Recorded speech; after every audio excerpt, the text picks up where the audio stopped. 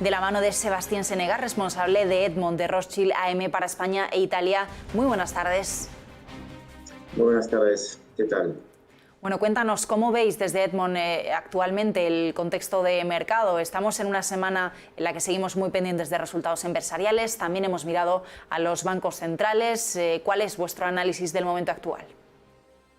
Bueno, es un momento dulce, para así decirlo.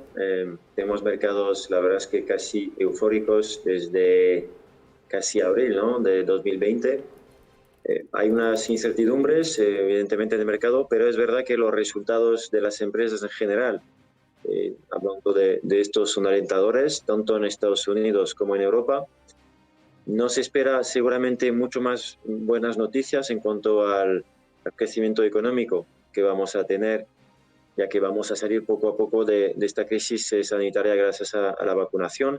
Desde luego, no estamos en el mismo momento del ciclo de recuperación entre, por ejemplo, Estados Unidos y Europa. Como es bien sabido, Estados Unidos está vacunando a un ritmo mucho mayor y, de hecho, se nota también en sus cifras de crecimiento económico, por lo cual, bueno, pues un momento bastante dulce, pero con algunas incertidumbres que todo el mundo lo sabe. La inflación, por supuesto, que es, digamos, uno de los riesgos que se podría materializar en 2021, pero nosotros no lo vemos todavía. Pensamos, desde luego, como el Banco Central Europeo, que no es una amenaza para 2021 todavía.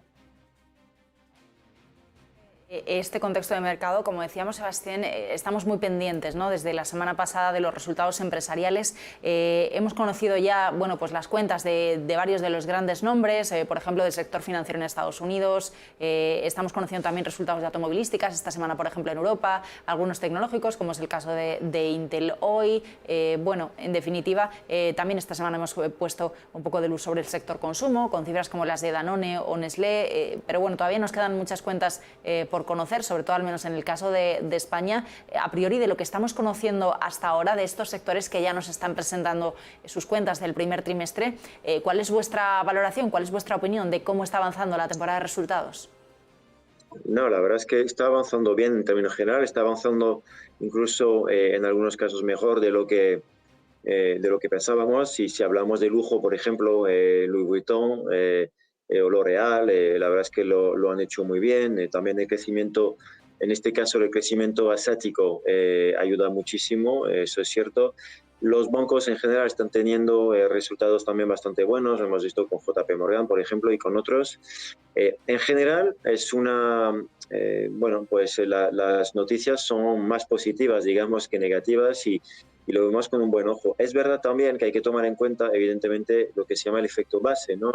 Partimos de una base, la comparación con el año pasado o con trimestres anteriores, bueno, que ayuda a que los resultados sean buenos. Pero sí, son buenos los resultados y de momento todo va en línea de, bueno, pues un crecimiento sostenible y positivo de la economía, una recuperación cíclica. O sea, los sectores más cíclicos seguramente también van a conocer una recuperación más activa, ¿no? Bueno, hemos hablado del sector financiero, pero vamos a hablar de turismo, de aerolíneas y de muchos otros sectores que deberían de mejorar muchísimo sus resultados en los próximos meses y de cara a final de año. Por lo cual, de momento, de manera positiva. Pero es verdad que el mercado suele anticiparse mucho a lo que va a ocurrir, y es verdad que estamos en un momento, repito, eufórico en los mercados desde prácticamente abril de 2020. Habrá que ver si esto sigue o no, y a ver, las malas noticias van a amplificar muchísimo los movimientos de mercado. ¿Vemos muchas posibles malas noticias de cara a final de año? Tampoco. Bueno, mientras se consolida o no esa recuperación y vemos si se confirman o no esas guías, ¿no?, que nos están dando las empresas, lo que sí que tenemos claro es que continúa la inyección de liquidez al mercado por parte de los bancos centrales. Ayer lo veíamos con el caso del Banco Central Europeo, lo mencionábamos justo antes, un Banco Central Europeo que nos decía ayer Christine Lagarde, bueno, pues se nota progreso, ¿no?, se nota mejoría económica en la eurozona, se nota, bueno, pues que algunos sectores clave como el sector servicios se empiezan a tirar también, y precisamente, bueno, pues hoy los PMI nos daban buena cuenta de ello, ¿no? De ese pequeño acelerón de la recuperación en el mes de abril. ¿Cómo ves actualmente políticas monetarias y su confluencia con esta recuperación? Vemos todavía unas políticas monetarias acomoditicias, eso es verdad, pero empieza a haber diferencias según qué zona. Esta semana también hemos visto el Bank of Canada, el Banco Central de Canadá, ¿no? Bueno, empezar a decir que va a empezar al menos a ser menos acomoditicio de lo que había sido, lo que había hecho hasta ahora desde que estalló esta pandemia, por lo cual vemos un primer movimiento de un banco central que no es el más importante del mundo, pero bueno, no deja de ser un banco central importante.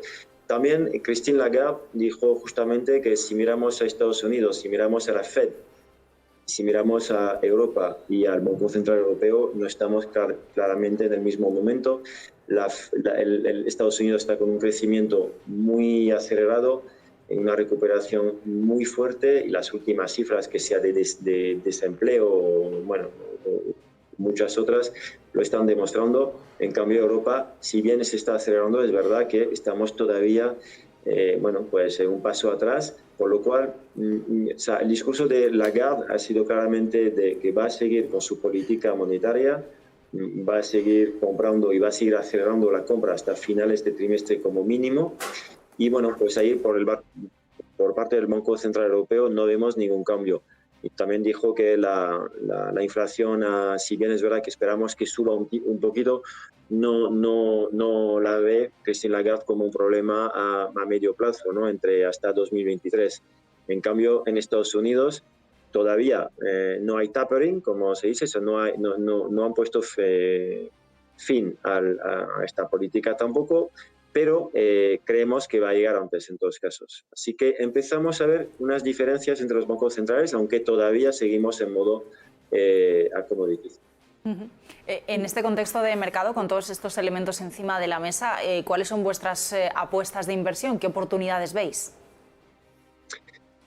Bueno, la verdad es que hay muchas oportunidades, pero tratándose de una recuperación, lo hemos dicho, bastante cíclica, una cierta rotación también en los mercados que hemos visto últimamente, entre, digamos, lo que era muy crecimiento en 2020, pasando a un poco más de value, un poco menos crecimiento en 2021, aunque los sectores de crecimiento como el tecnológico van a seguir desde luego tirando, pero hemos visto cierta rotación, por lo cual en este contexto estamos bastante positivos con Europa, pensando que las valoraciones en Europa, que son valoraciones bastante baratas si las comparamos con otros mercados, deberían de verse beneficiadas por esta recuperación.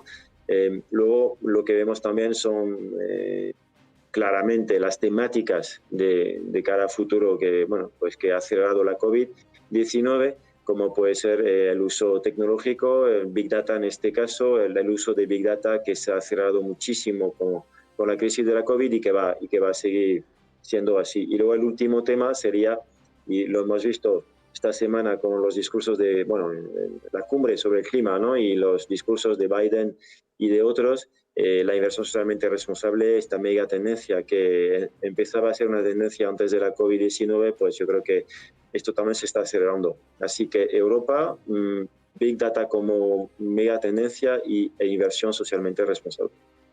Pues tomamos nota. Sebastián Senegas, desde Edmond de Rossi, la M para España y Portugal. Muchísimas gracias. Buenas tardes. Muchas gracias a vosotros. Hasta luego.